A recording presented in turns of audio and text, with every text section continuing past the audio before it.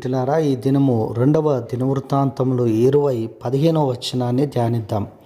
యూదావారులారా, యెరూషలేము కాపరస్తులారా, యెహోషాపాతు రాజా, మీరందరూ ఆలకించుడి. యెహోవా సెలవిచ్చినదేమనగా, ఈ గొప్ప సైన్యమునకు మీరు భయపడకుడి, జడకుడి. ఈ యుద్ధము మీరు కాదు, దేవుడే జరిగించును. దేవునికి మహిమ కలుగును గాక. దేవుని బిడ్డలారా, దేవుని యొక్క వాక్యములో మనం చూస్తూ ఉన్నాం.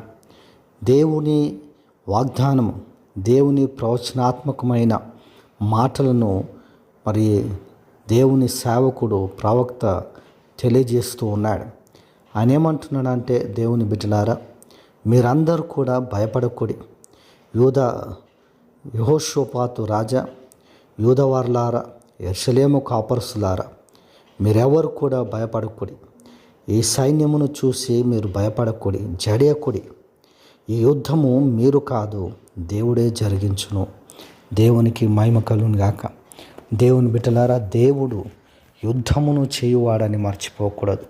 మన పక్షాన పోరాడువాడు ఆయన్నే. బైబిల్ ఏమంటుందంటే, యుద్ధము యెహోవాదే అని వాక్యము సెలవిస్తూ ఉంది. కాబట్టి మనము ధైర్యము కలిగి ముందుకు సాగాలి. మన పక్షాన పోరాడువాడు దేవుడు. మన పక్షాన పోరాడువాడు, యుద్ధము చేయువాడు దేవుడు. దేవుడు యుద్ధం చేసినప్పుడు నిశ్చయముగా జయము మనదే.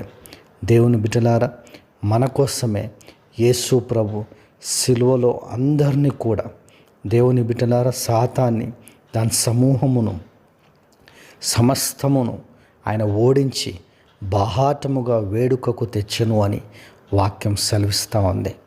ఓడించిండు మన కొరకే, జయమిచ్చిండు మన కొరకే. ఆయన యుద్ధము చేసినప్పుడు జయము నిశ్చయము. యుద్ధం మనది కాదు, యెహోవాది. ఆయన్నే యుద్ధం చేయువాడు. కాబట్టి ఆయన పైన ఆధారపడినప్పుడు దేవుడు మన పక్షాన పోరాడతాడు.